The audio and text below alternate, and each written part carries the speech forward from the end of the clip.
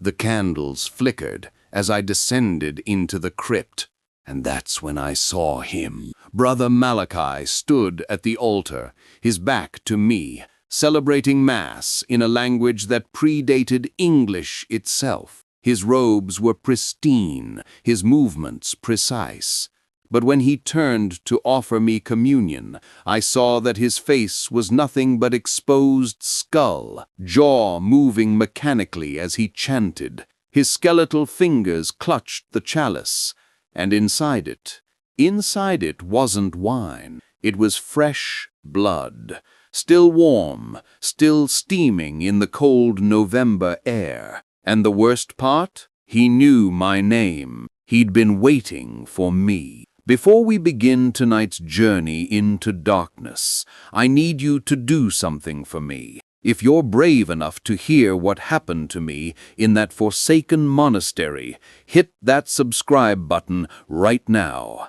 And down in the comments, tell me where you're watching from, what city, what country, because what I'm about to tell you, it happened in America, long before it was the country you know today.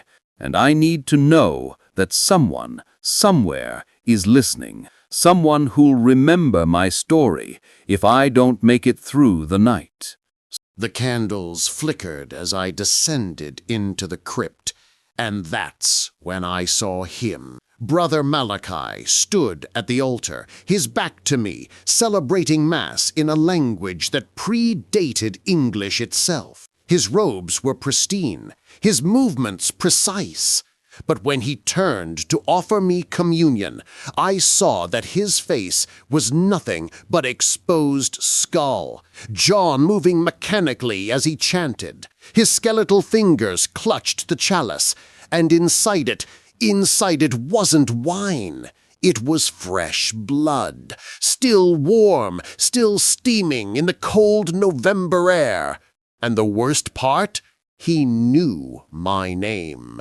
He'd been waiting for me. Before we begin tonight's journey into darkness, I need you to do something for me. If you're brave enough to hear what happened to me in that forsaken monastery, hit that subscribe button right now. And down in the comments, tell me where you're watching from, what city, what country, because what I'm about to tell you, it happened in America, long before it was the country you know today. And I need to know that someone, somewhere is listening, someone who'll remember my story if I don't make it through the night. So comment below. Let me know you're there. Let me know I'm not alone with this terrible secret. My name is Thomas Whitmore, and I'm a historian specializing in early American colonial settlements. Or at least, I was. I'm not sure what I am anymore after what I witnessed at St. Sebastian's Monastery in the autumn of 1924. Yes, you heard that right, 1924. But the story I'm about to tell you begins 300 years earlier, in a time when the New World was still a mystery, wrapped in terror and possibility. I'd spent 15 years researching forgotten religious communities along the eastern seaboard, those isolated pockets of faith that tried to take root in hostile soil. Most failed. Disease, starvation, conflicts with native populations, or simple despair drove them to extinction. But St. Sebastian's was different. According to the fragmentary records I'd discovered in a Boston archive, the monastery had simply vanished. 23 monks went into the wilderness of what would become Massachusetts in 1623, built their sanctuary, and were never heard from again. No distress calls, no bodies, nothing. The archival documents hinted at something darker. A letter from a colonial governor dated 1626 mentioned unholy sounds coming from the forest where St. Sebastian's had been established. Local indigenous tribes refused to go near the area, claiming the land was cursed long before the monks arrived, that it was a place of dark rituals even in the time of their ancestors' ancestors. They spoke of a clearing where the spirits gathered, where the boundary between life and death grew thin, where those who sought power beyond mortal understanding could find it, but at a price that would consume not just their lives, but their very souls. By 1650, the site had been completely forgotten by colonial authorities, swallowed by time and wilderness. But whispers persisted. A Dutch trader's journal from 1672 mentioned encountering a group of robed figures in the deep forest who sang in languages he couldn't identify. When he approached them, they vanished like morning mist. A British surveyor in 1701 reported finding stone ruins that appeared and disappeared depending on the angle of observation, as if they existed only partially in our world.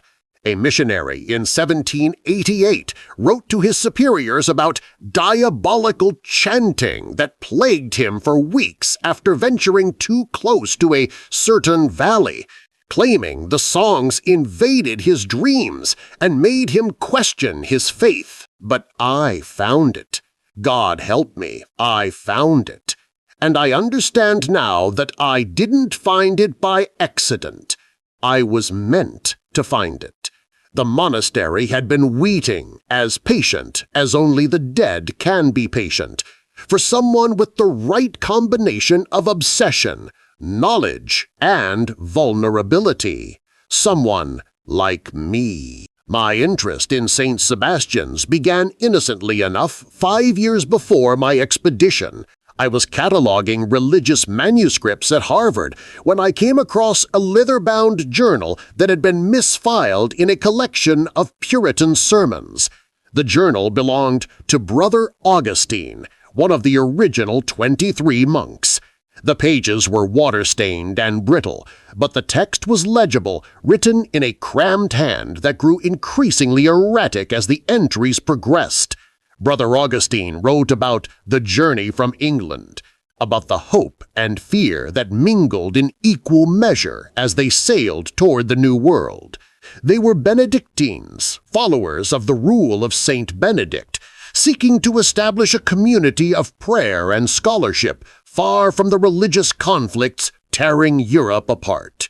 Their leader, Brother Malachi, had convinced them that God had called them specifically to the wilderness, that they would build a beacon of faith in the darkness of the pagan lands.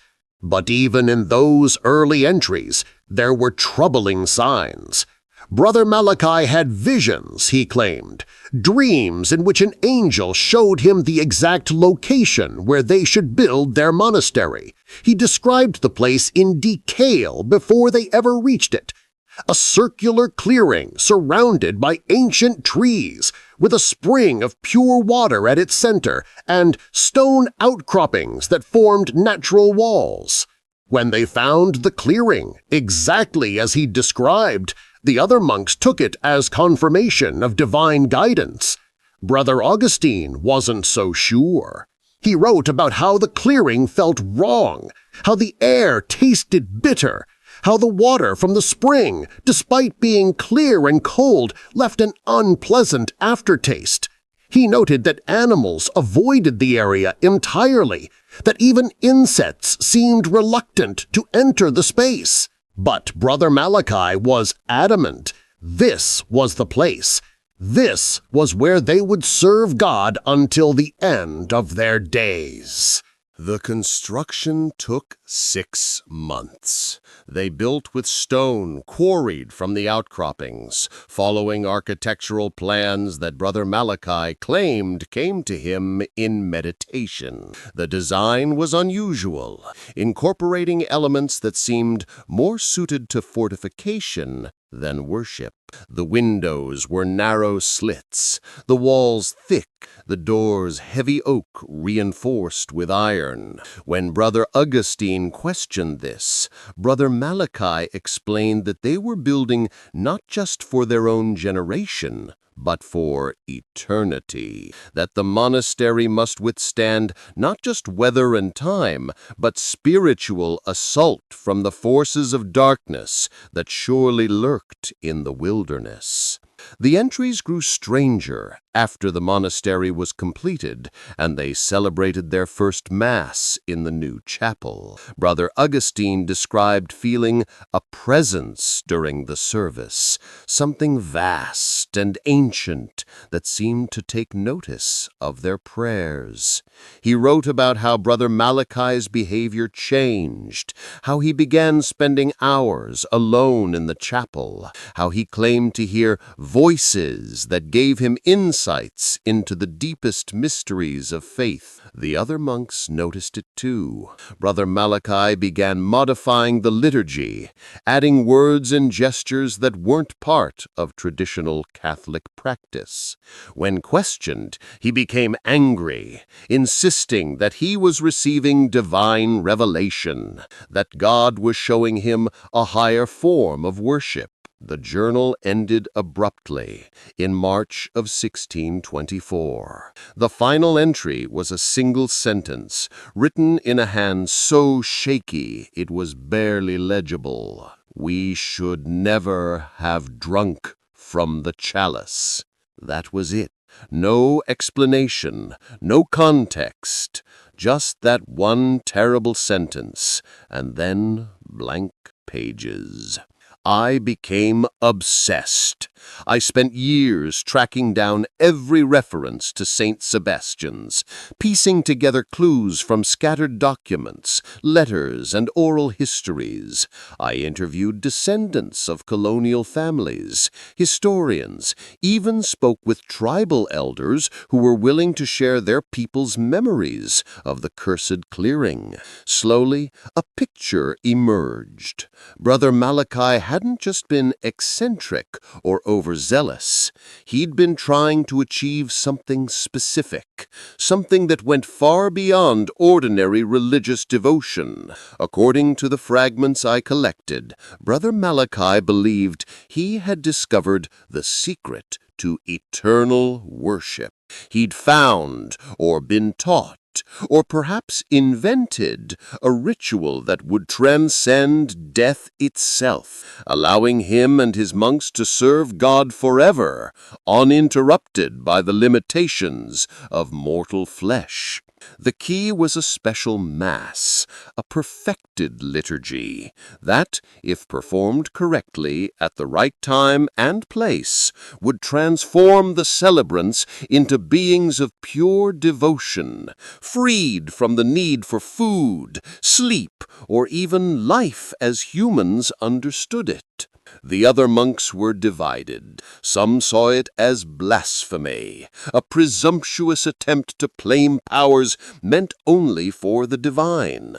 Others saw it as the ultimate expression of faith, the willingness to sacrifice everything, including their humanity, for the glory of God. Brother Augustine had clearly been in the first camp, but his objections had been overruled. Brother Malachi was their leader, and he'd convinced enough of them that this was their true purpose, that they'd been called to this place specifically to achieve this transformation. The ritual required specific components: blood from all 23 monks mixed with water from the spring in the clearing, prayers recited in a specific sequence, combining Latin with older languages that predated Christianity, and most importantly, unanimous consent. All 23 had to drink from the chalice willingly. If even one refused, the ritual would fail, or worse, twist into something monstrous. That's what Brother Augustine's final entry meant. They'd gone through with it. They'd all drunk from the chalice, even those who doubted, caught up in the fervor of the moment, or afraid to stand alone against the majority. And whatever happened next was so terrible that Brother Augustine couldn't even bring himself to describe it before the transformation took him. I compiled my research into a manuscript, proposed an exploration to find the site, applied for grants from 3 different universities. All were rejected. My colleagues thought I was chasing fantasy, that I'd let my enthusiasm cloud my judgment. One department head told me, kindly but firmly, that I needed to focus on more respectable research, that my obsession with St. Sebastian's was damaging my reputation. He suggested I take a sabbatical, clear my head, maybe find a different area of study. Instead, I emptied my savings account, quit my position at Harvard, and set off on my own. If the academic establishment wouldn't support me, I'd prove them wrong independently. I'd find St. Sebastian's, document it, and return with evidence that would vindicate everything I'd claimed. I was going to make history. The journey north from Boston took me 3 days by automobile and another 2 on foot. I'd hired a local guide named Samuel, a taciturn man in his 60s who knew the old forests better than anyone. His family had lived in the area for generations, and his grandfather had been one of the few who claimed to have seen the monastery and lived to tell about it. Samuel himself had never ventured near the cursed clearing, but he knew the general area and agreed, for a substantial fee, to take me as close as he dared. We drove in silence, the paved roads giving way to dirt tracks and eventually to nothing but forest paths barely wide enough for the truck. Samuel chain-smoked hand-rolled cigarettes, his weathered face impassive as he navigated obstacles that would have defeated a less experienced driver. On the second day, as we made camp, he finally spoke about what we were approaching. His grandfather had been a hunter, he told me, one of the best in the region. In the winter of 1876, tracking a wounded deer, he'd followed its blood trail into a part of the forest he'd never explored before. The deer had stumbled into a clearing, and as his grandfather pursued, he'd seen the monastery. It stood pristine in the snow, smoke rising from a chimney, candles burning in the windows. He approached cautiously, called out, but received no answer. The front door was open, and he could hear singing from inside, beautiful plain song that made him think of his childhood, of his mother's voice, of warm fires and safety. He'd been about to enter when something stopped him. Maybe it was hunter's instinct, that sixth sense that warns of danger invisible to the conscious mind. Maybe it was divine intervention. Maybe it was just luck. But he turned and walked away, forcing himself not to look back even when the singing grew louder, more insistent, seeming to call his name. He'd walked for 3 days straight without stopping, convinced that if he paused even for a moment, he'd turn around and go back. When he finally reached civilization, he'd been delirious with exhaustion and frostbite. He'd lost 2 toes and 3 fingers to the cold, but he considered himself lucky because he'd looked back once, just for an instant, and he'd seen something that haunted him until his dying day. The monastery had been following him, not moving exactly, but somehow always visible in the corner of his eye, no matter which direction he walked, as if distance and direction meant nothing to it, as if it existed in a space adjacent to normal reality and could appear wherever it chose. Samuel's grandfather had made him promise never to go looking for the place. But he understood that some people had to learn things for themselves, that curiosity and obsession could override survival instinct. He'd taken me this far out of respect for that compulsion, but he wouldn't go any further. He showed me the landmarks I should follow, gave me a compass and a map he'd drawn based on his grandfather's descriptions, and made me promise to be back in 3 days. If I wasn't, he said, he'd assume the monastery had claimed me, and he'd tell no one where I'd gone.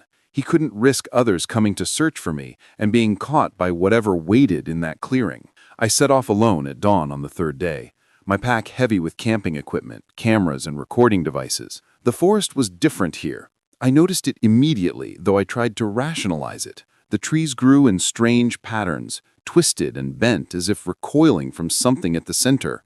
Their bark had an unusual texture, rough and scabbed like diseased skin. The branches grew in spirals rather than the natural spreading pattern of healthy trees, and the leaves, even in autumn, had that same purple-black hue I'd later see in the monastery's garden. No birds sang, no insects buzzed. The silence was absolute, broken only by my footsteps on the carpet of dead leaves. But it wasn't a peaceful silence. It was the silence of a held breath, of something waiting, of the moment before a trap springs shut. The air itself felt thick, oppressive, like breathing through wet cloth. And the light filtered through the canopy in sickly green shafts that seemed to avoid certain areas entirely, leaving pools of shadow that didn't move as the sun crossed the sky. I walked for hours, following the compass and Samuel's map. Twice I had the distinct impression that I'd passed the same tree before, that I was walking in circles despite heading in a straight line according to my instruments. The 3rd time I saw what I thought was the same landmark, I carved a mark into the trunk with my knife. 20 minutes later, I found my mark again, but I'd never turned around, never deviated from my path. The forest was playing tricks on me, or space itself bent differently here. As the sun began to sink toward the horizon, I found the clearing. It appeared suddenly, without transition. One moment I was pushing through dense undergrowth, and the next I stood at the edge of a perfect circle of open space. It was exactly as Brother Malachi had described it in his visions, as if his words had been a blueprint that reality had followed. The spring bubbled at the center, its water crystal clear. The stone outcroppings formed natural walls on 3 sides, and the monastery rose against the sky, impossible and undeniable. The building shouldn't have existed. 300 years of New England weather should have reduced it to rubble, but the stone walls stood intact, the wooden door solid, the glass in the narrow windows unbroken. Even the roof showed no signs of decay. The slate tiles fitted perfectly with no gaps or cracks. It looked like it had been built yesterday, or perhaps like it existed outside of time entirely, unaffected by the normal processes of entropy and decay. The garden troubled me most. It showed signs of recent tending, though the plants that grew there were varieties I didn't recognize.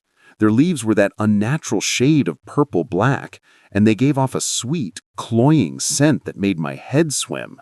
I knelt to examine one more closely, and noticed that the soil around it was darker than it should be, almost black, and had an oily consistency. When I touched it, my fingers came away stained, and the stain wouldn't wash off even when I scrubbed them with water from the spring. For days afterward, my fingertips carried that dark mark, and even now, I can still see faint traces if I look carefully in the right light.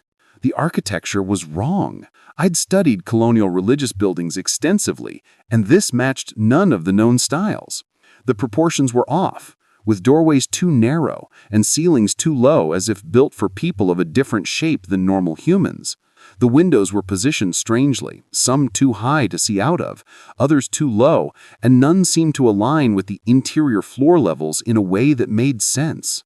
Strange symbols had been carved into the lintels, characters that resembled Latin but weren't quite right, as if someone had tried to write in the language but hadn't forgotten the proper forms, or perhaps had learned it from something that wasn't human and didn't quite understand how human mouths should shape the words.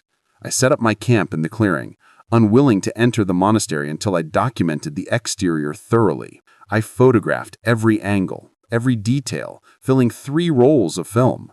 I made detailed sketches in my journal, measured the dimensions of the building, took rubbings of the strange symbols. As I worked, I had the persistent sensation of being watched.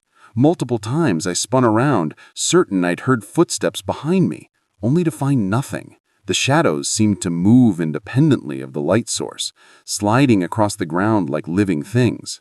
And once, just once, I could have sworn I saw a face at one of the upper windows, pale and gaunt, watching me with empty eyes, before fading back into the darkness of the room beyond. I tried to drink from the spring, filling my canteen with the cold, clear water, but when I raised it to my lips, that unpleasant aftertaste Brother Augustine had mentioned was immediately apparent. It wasn't exactly bitter, wasn't exactly metallic, but something between the two, with an undercurrent of something organic and wrong, like drinking water that had sat too long in a copper cup and begun to corrode the metal. I spat it out and used my own supplies instead, making a mental note to test the water later if I could get a sample to a laboratory. Night fell with unnatural speed. One moment the sun was above the horizon, and the next, darkness crashed down like a physical weight. There was no twilight, no gradual fading of light. It was as if someone had thrown a switch, plunging the clearing into absolute darkness, broken only by the faint phosphorescence of the strange plants in the garden. I retreated to my tent, lit my lantern, and tried to eat something from my provisions. The food tasted like ashes in my mouth, flavorless and dry despite being fresh bread and cheese I'd bought that morning. That's when I heard it. The singing. It came from inside the monastery. Multiple male voices raised in plainsong. The melody was beautiful and terrible, a Gregorian chant that seemed to bypass my ears and resonate directly in my bones. I could feel it in my chest, in my teeth, in the base of my skull. The harmonies were perfect, mathematically precise, but there was something about them that felt wrong, as if they were too perfect, as if human voices shouldn't be able to achieve such purity of tone. I grabbed my torch and recording equipment, my hands shaking with a mixture of excitement and dread. This was it. This was proof. I had to document it. I fumbled with the recording device, nearly dropping it twice before I got it working. The needle jumped as the sound registered, but when I played it back later, there would be nothing but static, as if the singing existed on a frequency the machine couldn't capture, or perhaps as if it wasn't sound at all, but something else, something that mimicked sound but had a different fundamental nature. The monastery's front door swung open at my touch, revealing a long corridor lit by candles that burned without flickering. The flames were the wrong color, a blue-white that cast no heat and created shadows that seemed to move and writhe in ways that defied the physics of light. I called out, asking if anyone was there, but my voice seemed to be absorbed by the walls, deadened before it could carry more than a few feet. The singing continued, coming from somewhere deeper in the building, drawing me forward. I moved through corridors lined with cells, each containing a simple bed, a writing desk, and a crucifix. Everything was neat, orderly, as if the occupants had just stepped out moments before. The beds were made with crisp linen sheets. The desks held quill pens arranged in precise rows, inkwells with ink that was still liquid. Books lay open, their pages showing no signs of age or decay. On the walls were religious paintings in styles I didn't recognize, depicting saints I couldn't identify, their faces serene, but their eyes somehow aware, seeming to follow me as I passed.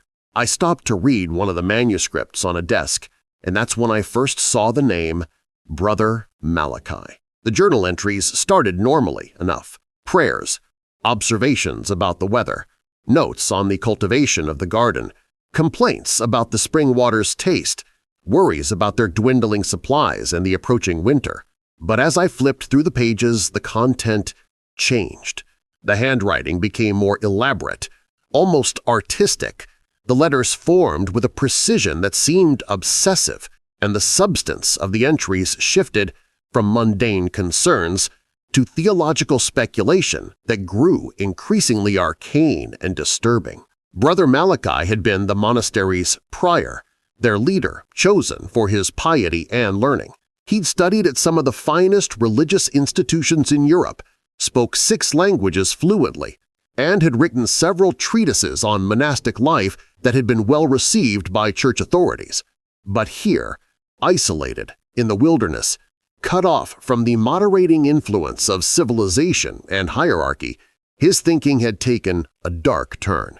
He wrote about how death was an interruption of holy service, an imperfection in God's plan that allowed the forces of chaos and decay to infiltrate the perfect order of divine worship. He questioned why, if the soul was eternal, the body should be allowed to fail, forcing a break in devotion. He speculated that the early church fathers had missed something crucial, that in the original teachings of Christ there was a way to transcend mortality, not through resurrection after death, but through transformation during life, becoming something that existed in a state of perpetual worship, neither fully alive nor truly dead.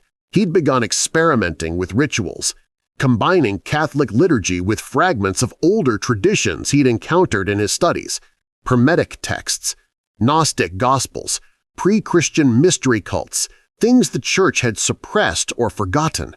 He wrote about making contact with something he called the Voice, an intelligence that spoke to him during his meditations and taught him secrets about the nature of reality and consciousness.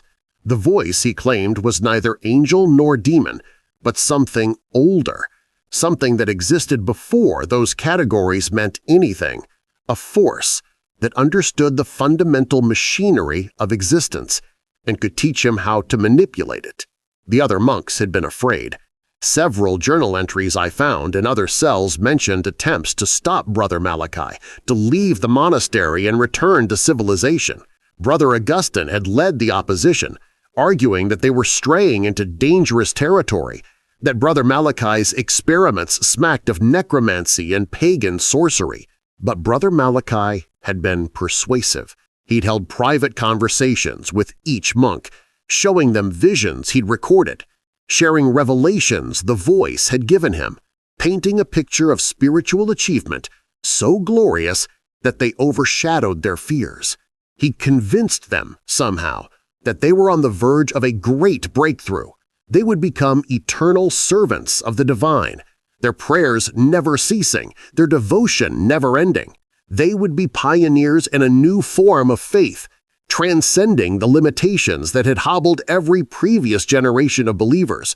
All they had to do was complete one final Mass, one perfect celebration of God's glory performed according to the instructions the Voice had provided, and they would be transformed, elevated, made into something greater than human. The ritual required preparation. For 3 months they fasted, eating only the strange plants from the garden, which Brother Malachi claimed had sprouted from seeds the Voice had told him where to find. They meditated for hours each day, reciting the prayers the Voice had taught them, prayers in languages that hurt their throats to speak and made their minds feel strange and fluid. They carved the symbols onto the walls and doorways, geometric patterns that seemed to shift and reconfigure when viewed from different angles.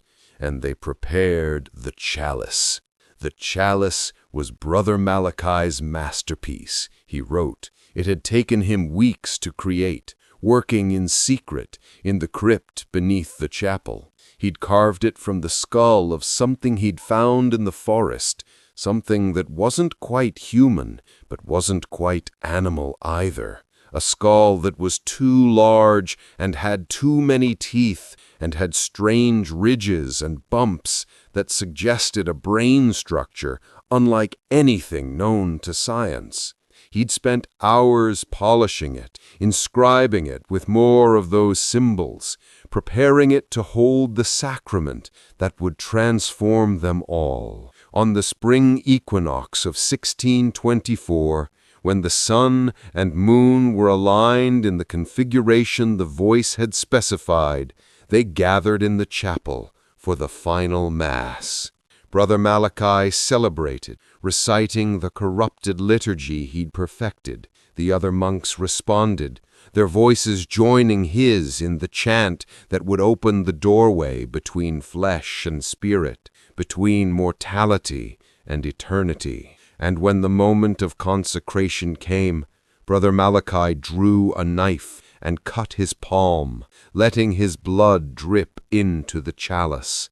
Each of the other 22 monks did the same, their blood mixing in that terrible cup carved from an unknown skull. Brother Augustine's journal ended before describing what came next, but I could imagine it. Brother Malachi raising the chalice, offering it to each monk in turn, some drinking eagerly, believing they were about to achieve transcendence, others hesitating, fear and doubt warring with faith and obedience, but all of them eventually drinking, all 23, and then transformation, but not the kind they'd expected, not the kind they'd hoped for. I found myself in a refectory, a large dining hall where the monks would have taken their communal meals. The tables were set for 23, with wooden bowls and spoons arranged precisely. In each bowl was food, if you could call it that, bread that had rotted and reformed, caught in some cycle of decay and renewal, meat that crawled with maggots that themselves were somehow preserved, forever consuming, but never fully devouring, fruit that was both fresh and putrid simultaneously, existing in multiple states of decomposition at once. I touched one of the bowls, and it was cold, far colder than it should have been. Frost formed on my fingertips. When I looked closer, I could see tiny movements in the food. Not the movement of insects or decay, but the movement of something at a molecular level, as if the substance itself was alive and conscious and aware of my presence. One of the pieces of bread seemed to turn toward me, and I swear to you I saw something like an eye open on its moldy surface before I jerked my hand away in revulsion. The singing was louder now, echoing through the building, coming from multiple directions at once. I followed it through more corridors, past more cells, each one revealing another piece of the puzzle. Brother Jerome's cell contained medical texts open to pages about anatomy, with notes in the margins about the function of different organs and speculation about which ones were truly necessary for consciousness to continue. Brother Thomas's cell held astronomical charts, tracking the movements of stars and planets, with particular attention paid to conjunctions and alignments that occurred once every 100 years. Brother Sebastian, the monk the monastery was named for, had kept a journal that was more disturbing than the others. He'd been the youngest, barely 20 when they left England, and his entries showed a slow descent into madness as the ritual approached. He wrote about nightmares that plagued him, dreams of being trapped in his own body, conscious and aware, but unable to move or speak or die. He wrote about seeing shadows that didn't match the objects casting them, about hearing whispers in empty rooms, about feeling things crawling under his skin. And in his final entry, he'd written the same sentence over and over again, filling 3 pages. I don't want to live forever. I don't want to live forever. I don't want to live forever. But he drunk from the chalice anyway. They all had, because in the end, the pressure of community, the weight of shared belief, the charisma of a leader they trusted, all these were stronger than individual fear. They'd gone through it together, supporting and dooming each other in equal measure. I found myself in a library, walls lined with books and scrolls. Some were religious texts I recognized, volumes that would have been rare even in 1624 and were priceless now. but others were stranger. Manuscripts in languages I couldn't identify, written on materials that weren't quite paper or parchment, diagrams of geometric figures that seemed to have more dimensions than 3, that hurt to look at directly, and seemed to move and reconfigure when viewed from different angles. Star charts showing constellations that didn't match any sky I'd ever seen, suggesting either a view from somewhere far from Earth or a sky from some other time entirely. One book was open on a reading stand, as if someone had been studying it recently. The text was in that corrupted Latin Brother Malachi had used, but I could make out enough to understand the general meaning. It was a manual, a guide to achieving what Brother Malachi had called the eternal mass. It outlined the theory that consciousness was not bound to flesh, but could, under the right circumstances, be anchored to other things, places, objects, rituals. That by performing a specific act of worship with sufficient intensity and proper preparation, a group of believers could tie their awareness to the act itself, becoming the ritual rather than merely performing it. The book promised liberation from death, eternal service to the divine, consciousness that would persist as long as the ritual was repeated. But there were warnings, too, passages that Brother Malachi had apparently ignored or misinterpreted. The consciousness that persisted would not be entirely human. It would be changed by the process, shaped by the ritual that sustained it, becoming more like a recording of devotion than actual devotion, a hollowed-out version of faith that went through the motions, but no longer understood their meaning. And there was another warning, one that made my blood run cold when I deciphered it. The ritual, once begun, could not be stopped by the participants themselves. It required an outside force to break the cycle, someone who had not drunk from the chalice to refuse to participate, to break the chain of uninterrupted worship. But the ritual would resist such interference, would try to add the outsider to its number, to make them part of the endless mass.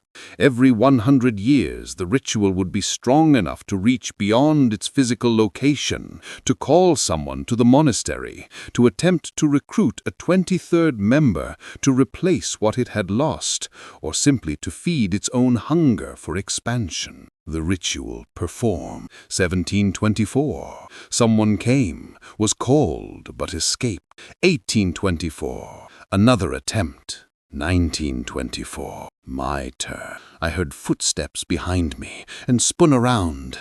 Nothing, but I could feel them now. The 23 monks surrounding me, closing in from all directions. The singing was deafening, seeming to come from inside my own head. The walls were covered in those symbols, glowing with pale phosphorescence, and I realized they were everywhere, that the entire monastery was one giant ritual space, every surface inscribed with the geometric patterns that sustained the curse. I ran, choosing a direction at random, desperate to find the exit. But the monastery had changed. The corridors branched impossibly, leading to rooms that couldn't exist in the physical space I'd observed from outside. I found myself in a workshop where tools hung on walls, their purposes obscure. In a scriptorium where manuscripts were being copied by invisible hands, quills moving across pages with no one guiding them. In a garden that existed indoors, lit by that same cold blue-white light, with the purple-black plants growing in neat rows and something large and dark moving between them. I crashed through a door and found myself in the crypt beneath the chapel. Stone sarcophagi lined the walls, each bearing a name and date. 23 of them. Brother Jerome, Brother Thomas, Brother Sebastian, Brother Augustine, all dated 1624. The last one read, Brother Malachi, Prior of St. Sebastian's, died in service, 1624. But the lid was open, empty. because he wasn't dead. None of them were. They'd achieved what they sought. Eternal service, eternal devotion, eternal damnation. I could see them now, forming from the shadows like condensation gathering into drops of water. 23 figures in monks' robes, their outlines fuzzy and indistinct at first, then solidifying, becoming more real. They didn't walk so much as materialize at different points in the crypt, appearing closer to me with each blink of my eyes. And at their center, taller than the others, was Brother Malachi. He wore the robes of a prior, and in his hands he held the chalice. As they approached, I could see their faces, or what was left of their faces. The flesh had rotted away centuries ago, leaving only bone. But the bones were wrong. They'd warped and changed, growing extra ridges and protrusions, developing features that weren't quite human. Their jaws moved as they chanted, the sound emerging from empty rib cages resonating in hollow skulls.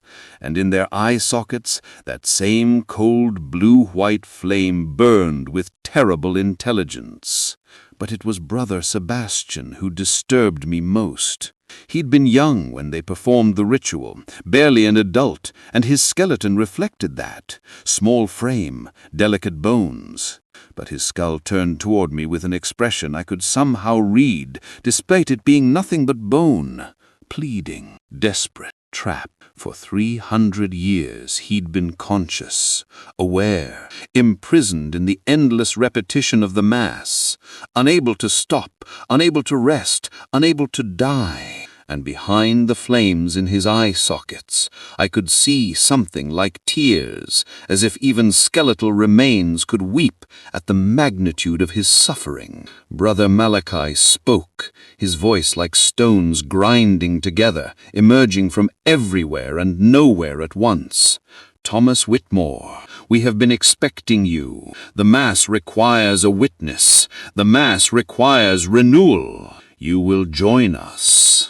Why? I managed to ask, my voice cracking. Why me? Because you sought us, because you needed to know, because you are the one who can read the old texts, who can understand what we achieved, who can appreciate the sacrifice we made. Every 100 years when our power wanes and the ritual grows weak, we call someone like you, someone who will complete the circle, someone who will drink from the chalice and renew the eternal Mass. You are the 23rd, Thomas. You have always been the 23rd.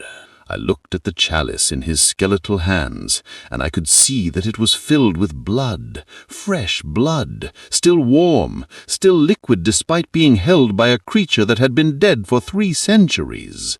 The smell hit me then. Copper and iron and something else, something organic and wrong that made my stomach heave. But beneath the revulsion was something else.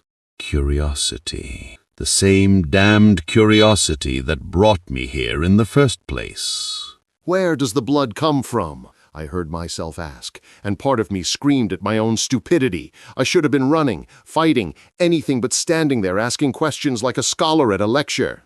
Brother Malachi's skull tilted, as if considering whether to answer. "From those who came before you, from Samuel's grandfather, who drank but escaped before the transformation completed, from a missionary in 1724, who lasted 3 days in the ritual before his heart gave out from terror, from a surveyor in 1824, who drank willingly, believing he would gain eternal knowledge, but whose faith was not strong enough to sustain the change. They left parts of themselves here, Thomas. Blood and bone and spirit. Everything that tries to leave this place leaves something behind. Everything that enters contributes to the Mass."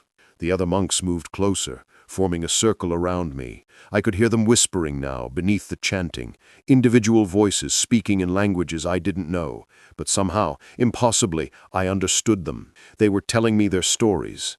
Brother Jerome had been a physician before taking his vows, had hoped to use his medical knowledge to help the poor in the New World. Brother Thomas had been an astronomer, fascinated by the patterns of the stars. Brother Sebastian had been a musician, his voice so beautiful that he'd sung for royalty before dedicating it to God. They'd all had dreams, hopes, futures that stretched before them, and they'd surrendered all of it for Brother Malachi's vision of eternal devotion. Now they were trapped, consciousness without purpose, awareness without hope, faith that had calcified into something monstrous. The ritual sustained them, but it also imprisoned them. They couldn't stop celebrating Mass, couldn't rest, couldn't even truly think anymore, their minds worn down by 3 centuries of repetition into grooves so deep that nothing else could exist there. "If I drink," I said slowly, "what happens to me?" "You become one of us. Your blood renews the ritual, strengthens the binding. Your faith, your knowledge, your essence becomes part of the eternal Mass. You will stand with us at the altar forever, celebrating the glory of God without end. And if I refuse?" Brother Malachi was silent for a long moment. Then he said, "No one refuses. By the time they stand where you stand now, they have already chosen. The seeking is the choosing. The curiosity is the consent. You came here knowing what you might find, Thomas. You came here wanting to know, and knowledge demands a price." He held out the chalice.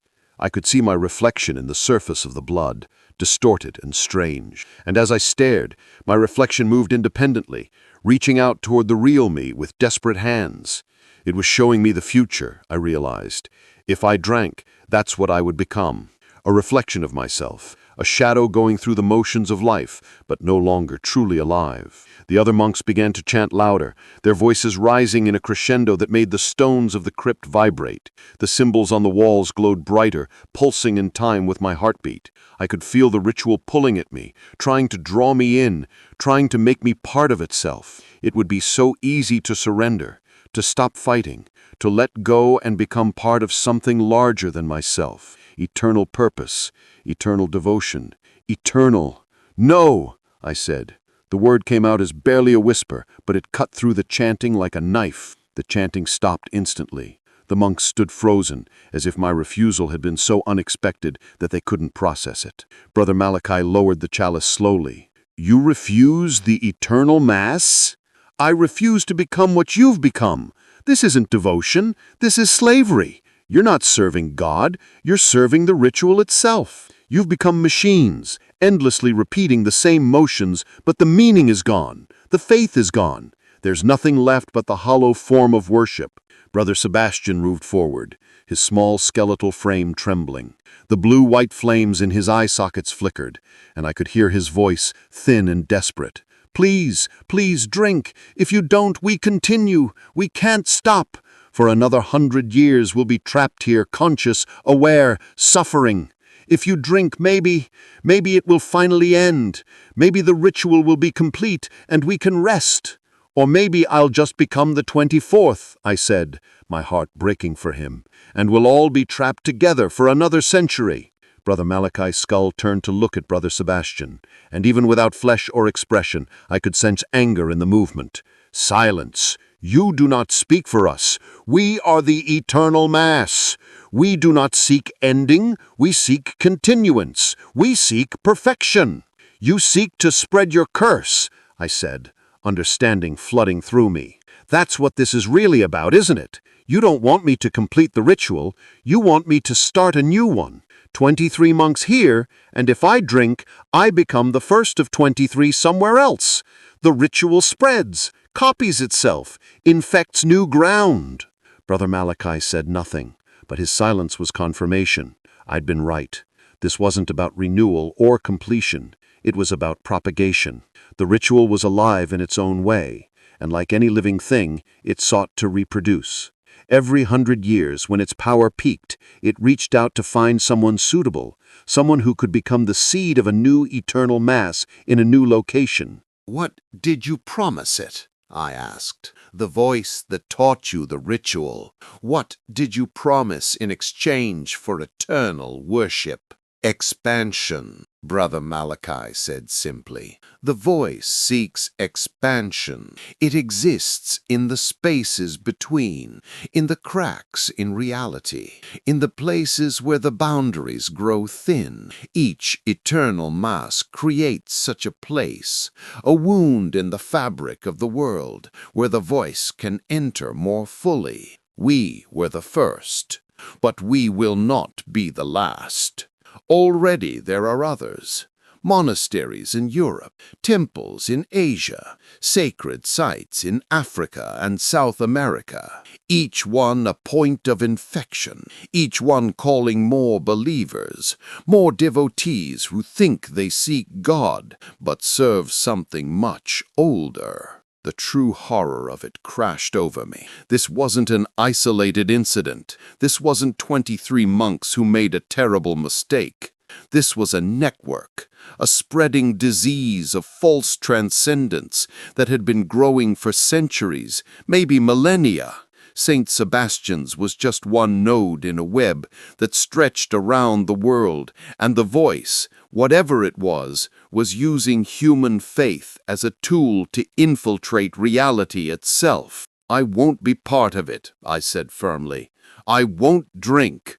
I won't help you spread this poison. Brother Malachi raised the chalice higher, and his voice, when he spoke, was no longer just his own. It was layered, multiple voices speaking in unison, including something vast and cold that made my bones ache. You will drink. You do not have the strength to refuse. We have been patient. We have been careful. We chose you specifically, Thomas Whitmore. We have guided your research, planted the clues you found, arranged the circumstances that brought you here. You belong to us. You have always belonged to us. And I realized he was right. The journal I'd found at Harvard, misfiled in a collection it had no business being in, the archival documents that appeared just when I needed them, even Samuel, willing to guide me despite his grandfather's warnings. All of it orchestrated, all of it designed to bring me to this moment. I hadn't found St. Sebastian's. It had found me. The monks moved closer, their skeletal hands reaching for me. I could feel their cold touch, not physical, but something deeper, reaching from my mind, my will, my sense of self. The chanting began again, but this time the words were inside my head, bypassing my ears entirely. I felt my legs begin to move, carrying me forward against my will toward Brother Malachi and that terrible chalice. My hand rose, trembling, reaching out. The chalice tilted, blood sloshing toward the rim. Another few inches and it would touch my lips. Another moment and I would drink, and it would all be over. I would become part of the eternal mass, another node in the spreading infection, another victim who thought he was achieving transcendence, but was really just feeding a parasite that wore the mask of divinity. In that moment, hovering on the edge of damnation, I thought of Brother Augustine, his final entry. We should never have drunk from the chalice.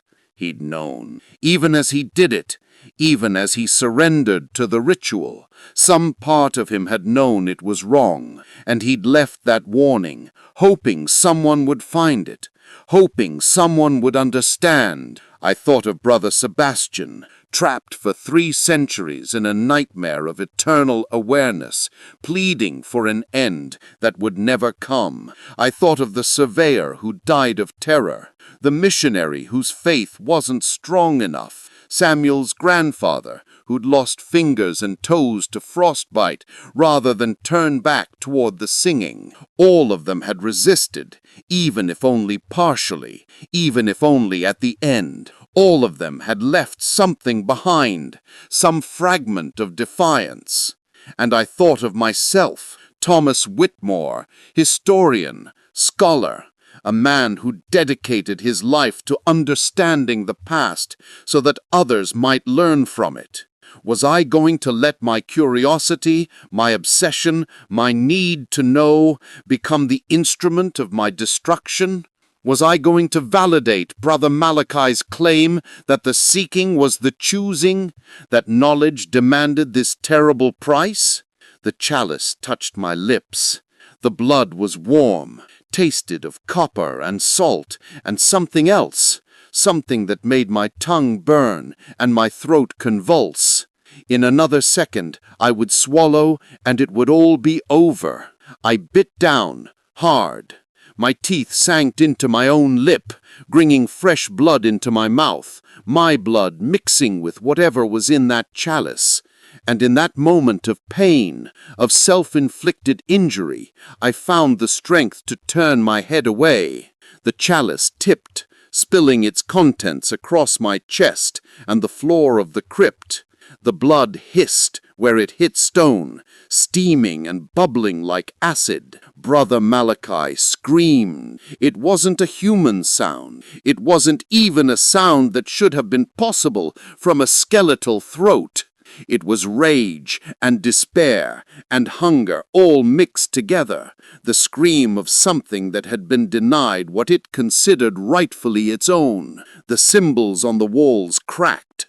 The blue-white flames guttered and dimmed. The monastery itself shuddered, and I realized that my refusal, my blood mixed with the ritual blood, had created a paradox the curse couldn't resolve. I'd been chosen. I'd been brought here. I'd nearly drunk. But at the last moment, I had refused. And that refusal, that act of will at the moment of surrender, was enough to create a crack in the ritual's foundation. Run, Brother Sebastian's voice whispered in my mind. Run now, while the binding weakens.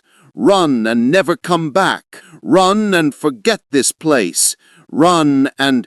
His voice cut off as Brother Malachi turned on him, the prior's skeletal hands grasping Brother Sebastian's skull. Traitor, you betray the eternal Mass. You betray our purpose. Our purpose was a lie. We were fools. We thought we were serving God, but we serve only the voice, only the ritual, only the curse. Let him go. Let him escape. Let someone survive our mistake. The other monks were moving now, some toward me, some toward Brother Sebastian, the unity of the ritual fracturing under the strain of my refusal. I could see differences now that had been hidden before. Some, like Brother Sebastian, moved with desperate hope, as if my defiance had awakened something in them they'd thought long dead.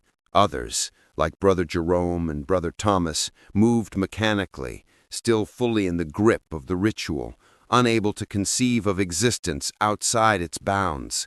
And a few, maybe 5 or 6, moved with predatory intent, no longer monks even in form, but something that had worn monasticism like a disguise and now revealed itself as something alien and hungry. The crypt was collapsing around me, stone falling from the ceiling, the floor cracking and splitting, the sarcophagi toppling, spilling contents that had been reduced to dust centuries ago.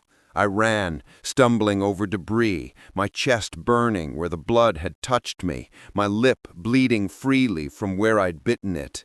Behind me, I could hear Brother Malachi's voice, no longer commanding but raging, cursing me in languages that predated Latin, that predated human speech entirely. I crashed through corridors that were dissolving around me, the monastery folding in on itself like a house of cards. Walls became transparent, showing other times, other versions of the building. I saw it as it was being built, monks working in the sun, singing hymns of hope and faith. I saw it a year later, the garden thriving, the chapel filled with genuine prayer. I saw the night of the ritual, March 21st, 1624, the 23 monks gathered around the altar, Brother Malachi raising the chalice while Brother Augustine wept. I saw what happened after they drank. The transformation wasn't instantaneous. For hours they stood in the chapel, feeling nothing, beginning to doubt. And then, as midnight passed and gave way to the early hours of March 22nd, it began. Their bodies didn't die so much as become irrelevant. The flesh started to fade, becoming translucent, while the bones grew brighter, more solid, more real. They tried to scream, but their voices came out as chanting, the ritual forcing itself through their throats. They tried to run, but their legs carried them in the patterns of liturgical procession. Brother Augustine had made it the furthest. He'd fought the transformation with every ounce of will he possessed, had managed to return to his cell, to write that final warning before the ritual claimed him completely. His last moment of free will, spent trying to save someone he would never meet, someone 300 years in his future. I burst out of the monastery into the clearing just as the sun rose. The light hit me like a physical blow, warm and real after the cold unreality of that cursed place. Behind me, the building was imploding, folding in on itself in impossible ways, dimensions collapsing into each other. I could see the monks in the wreckage, some still trying to reach me, others standing passive, accepting their fate, and Brother Sebastian, his small skeletal form silhouetted against the strange light of the collapsing ritual, raising one bony hand in what might have been a wave or a benediction or simply goodbye. Then it was gone, not destroyed but erased, folded into whatever space it had partially occupied for 3 centuries. The clearing was just forest floor, covered in centuries of undisturbed leaves and undergrowth. The sun was fully up, and in its light I could see no trace that anything had ever stood there. No foundation stones, no artifacts, nothing, except my tent and equipment, sitting exactly where I'd left them, and sitting beside my tent, waiting patiently, was Samuel. He looked at me, at my torn clothes, at the burns on my chest where the blood had touched me, at my bleeding lip and wild eyes. He didn't say anything, just helped me into his truck and drove me to Boston in silence. I was in the hospital for 2 weeks, not 1. Severe burns on my chest that the doctors couldn't explain. Tissue damage that didn't match any known caustic agent. Fever dreams where I relived the night over and over, each time making a different choice, each time drinking from the chalice, each time waking up screaming as I felt myself becoming part of the eternal mass. They said I'd had a psychotic break, that the isolation had triggered something in me. My colleagues were sympathetic but distant. I disappeared into the wilderness, chasing a fantasy, and come back claiming to have found it. Classic delusion. They suggested medication, therapy, perhaps a permanent leave from academic work. Some gently implied that I should consider a different career entirely. I had no proof. The film in my cameras was blank, every frame inexplicably unexposed.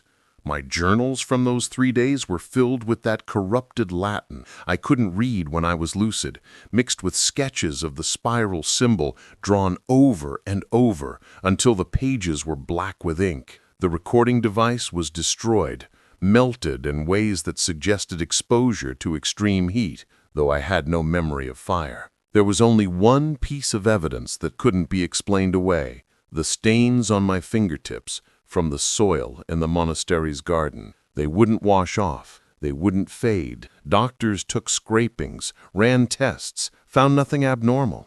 Just a stain, they said, probably from handling old documents or working with antique inks. It would fade eventually, but it hasn't.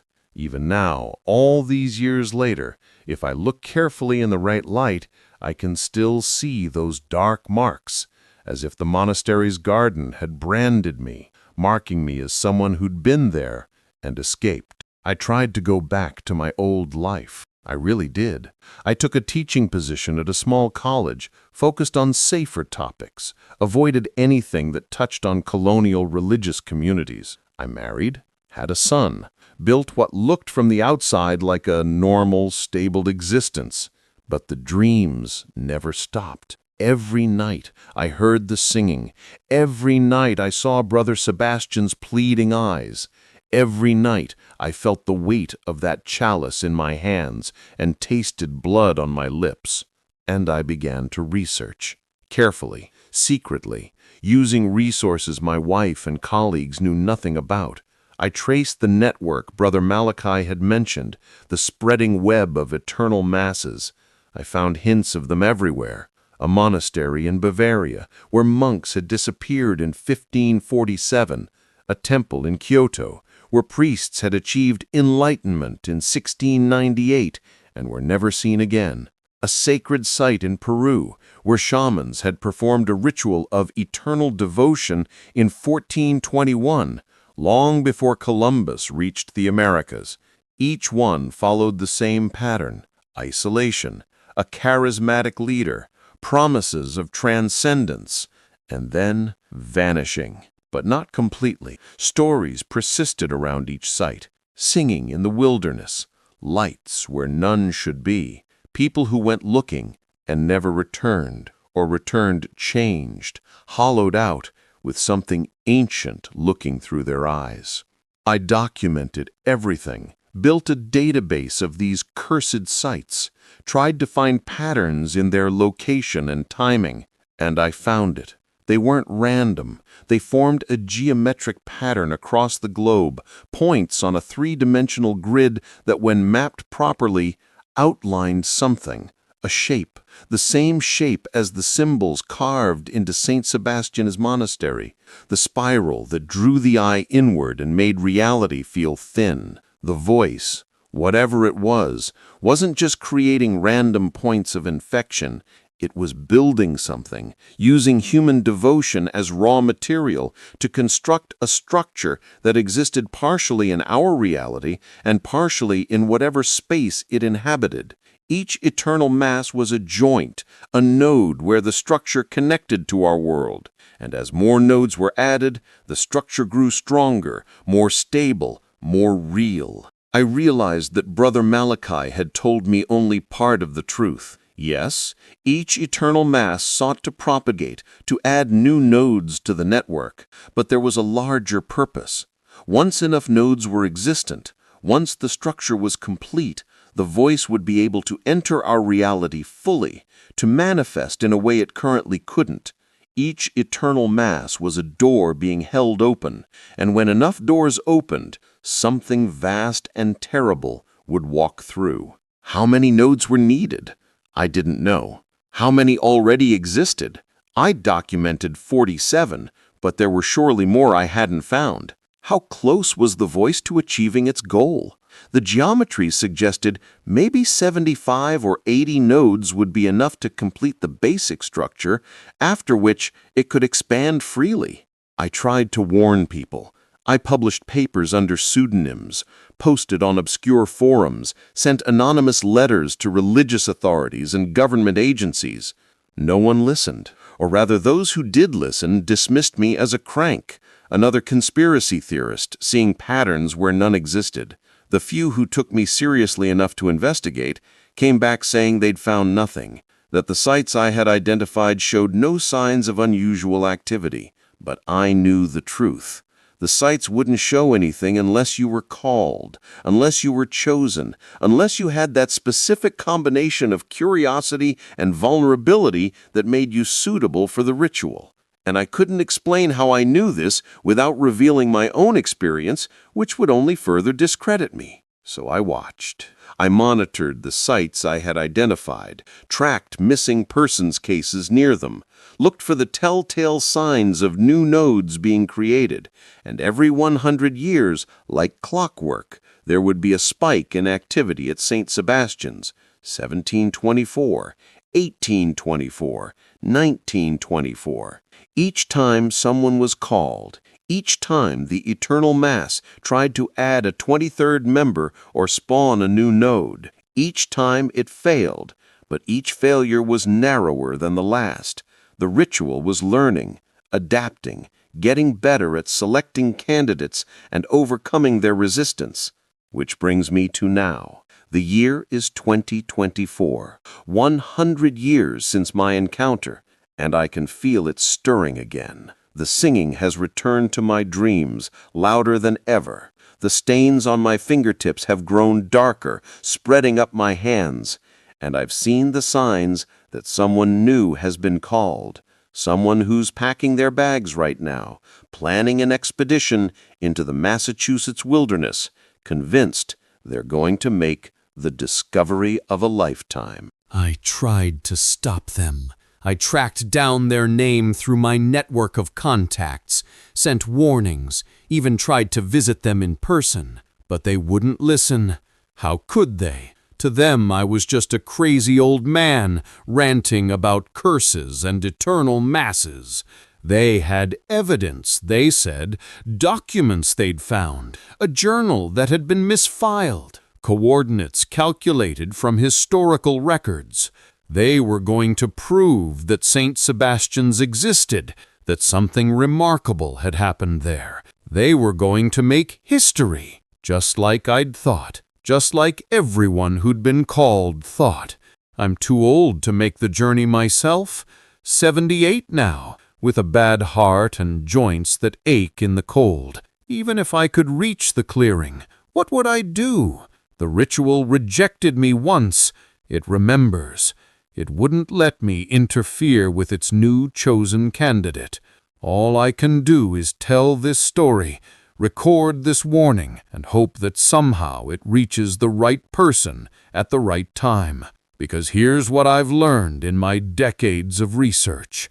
The eternal mass can be stopped, but only from inside, only by someone who's been called, who's made the journey, who stands before Brother Malachi with the chalice in hand and chooses, at the last possible moment, to refuse.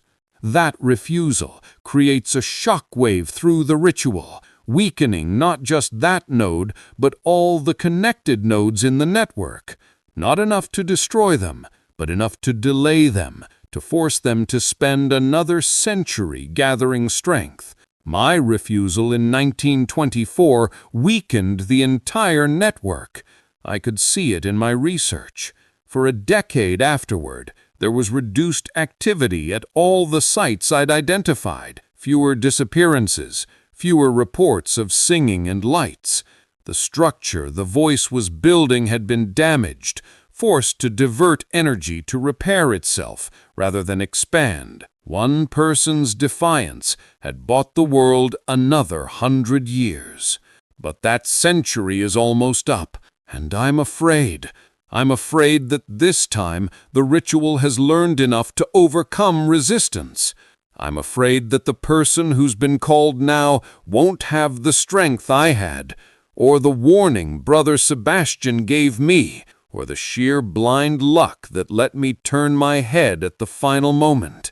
I'm afraid that they'll drink, and they'll become the 23rd, and the node at St. Sebastian's will finally stabilize and begin spawning new nodes, accelerating the voice's plan. Or worse, I'm afraid that they'll drink and become the first of a new eternal mass somewhere else, beginning the cycle fresh with the lessons learned from 300 years of failure. Imagine not one St. Sebastian's, but two, not 47 nodes, but 94, the structure growing twice as fast, the voice drawing twice as close to full manifestation. I lie awake at night, staring at my ceiling, listening to the singing that never quite stops, and I wonder if my refusal was enough, if the damage I caused to the ritual was truly significant, or just a minor setback, if the voice is patient enough to wait out any delay, knowing that eventually, inevitably, it will find someone who lacks the strength to turn away. And I wonder about Brother Sebastian. What happened to him when the monastery collapsed? Did he finally achieve the rest he'd been denied for 3 centuries? Or did he, like the others, simply retreat deeper into whatever space the eternal mass occupies, waiting for the next attempt to draw someone in. In my dreams, I sometimes see him standing in the clearing, his small skeletal form silhouetted against that cold blue-white light, still trapped, still suffering, still hoping that someone, someday, will find a way to end the curse forever. I've written all this down because I need you to understand. This isn't a ghost story. This isn't folklore or urban legend. This is real. St. Sebastian's Monastery is real. The Eternal Mass is real. The voice is real. And somewhere right now, someone is being called to that clearing, drawn by the same curiosity that drove me, the same need to know, the same fatal belief that knowledge is worth any price. If that person is you, if you're the one hearing the singing right now, if you're planning an expedition based on documents you've found, please listen. You haven't been chosen for your brilliance or your worthiness. You've been chosen because you're vulnerable, because your curiosity has created an opening the ritual can exploit. Everything you've found, every clue that's led you to this point, it's all been orchestrated. The monastery is calling you. Brother Malachi is waiting. The chalice is being prepared. And when you stand before him, when he offers you that terrible cup filled with blood that should be centuries old but is somehow fresh, when he speaks your name with authority that suggests he's known you forever, you will want to drink. Part of you will believe his promises of eternal devotion. Part of you will be tired of fighting. Part of you will think, just for a moment, that maybe transcendence is worth this price. In that moment, remember Brother Sebastian. Remember Brother Augustine's warning. Remember that consciousness without freedom isn't transcendence, it's slavery. Remember that the ritual doesn't care about your faith or your soul or your desire to serve something greater than yourself. It only cares about feeding the voice, about adding another node to the network, about bringing its master one step closer to full manifestation in our world. And then, please, for the love of whatever you hold sacred, turn your head. Refuse. Break the cycle. Give the world another 100 years. It won't be enough to destroy the Eternal Mass, but it will delay it. And maybe, in that century, someone smarter than me will find a way to break the curse entirely, to free Brother Sebastian and the others, to slam closed all 75 or 80 doors before the voice can step through. I'm telling you this story because I'm dying. The doctors say it's heart failure, but I know better. It's the burns on my chest, still there beneath my skin after all these years, slowly eating their way inward. It's the corruption from the monastery's garden, spreading from my fingertips up my arms, darkening my veins. It's the price of defiance, the cost of refusing the Eternal Mass. The ritual marked me, and that mark is killing me. But I don't regret it. Even knowing what I know, even having paid the price I've paid, I would make the same choice again, because I'm still free. I'm still myself. I've lived a life, loved my wife, raised my son, experienced joy and sorrow and all the messy, complicated, beautiful chaos of human existence. I haven't spent the last century trapped in a skeletal body, mindlessly chanting the same prayers, slowly losing everything that made me human. Brother Sebastian saved me in a way. His whispered warning, his defiance of Brother Malachi, his willingness to betray the Eternal Mass even after 300 years of imprisonment. He gave me the moment I needed to find my own strength. I wish I could have saved him in return. I wish I could have found a way to free all of them, but I couldn't. All I could do was refuse and survive and try to warn the next person who would be called. And now, sitting here in my study, my chest aching, my fingers gone black to the second knuckle, knowing that I have maybe days or weeks left, I'm recording this story. Not as an academic paper, not as a historical document, just as a warning, a message in a bottle, cast out into the digital ocean, hoping it will reach the right shore at the right time. Because the singing is getting louder. Even now, even here, hundreds of miles from that cursed clearing, I can hear it. The Eternal Mass is preparing for another attempt. Somewhere, someone is packing their bags. Somewhere, Brother Malachi is standing at the altar, the chalice in his skeletal hands, waiting patient as only the dead can be patient. And maybe that someone is you. Maybe you're hearing this and recognizing yourself in my story. Maybe you've already found the documents, already calculated the coordinates, already hired a guide who knows the old forests. Maybe you're already feeling that pull, that irresistible curiosity about what really happened at St. Sebastian's Monastery 300 years ago. If that's you, then listen very carefully to what I'm about to tell you. You can still turn back, burn the documents, delete the coordinates, tell your guide you've changed your mind. The ritual only has power if you go to it, if you refuse the call, if you walk away from the mystery. It can't touch you. Your curiosity is not worth your soul. Your need to know is not worth becoming part of the eternal mass. Stay away from that clearing. Stay away from that monastery. Stay away from Brother Malachi and his terrible chalice. But if you can't turn back, if you're reading this and knowing that you're still going to go, because the call is too strong, because you have to know, because your curiosity will drive you mad if you don't see for yourself, then at least go prepared. Know what you're facing.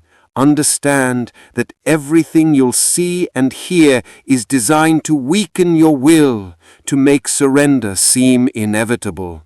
Remember that the ritual can be refused, has been refused, will be refused again if you're strong enough. And when Brother Malachi speaks your name, when he holds out that chalice filled with blood that gleams in the blue-white candlelight, when he promises you eternal devotion and a place in something greater than yourself, think of me, think of Brother Sebastian. Think of everyone who stood where you'll stand and made the choice that defined not just their death but their eternity. Then bite your lip, turn your head, and run like hell. The monastery is waiting. It's always waiting, but it doesn't have to claim you. One person's refusal can buy the world another century. One moment of defiance can weaken the entire network. You have more power than you realize, standing there in that crypt with the chalice inches from your mouth. The power to say no, the power to break the cycle, the power to survive. Use it. And if you do survive, if you make it out of that clearing and back to civilization, tell your story.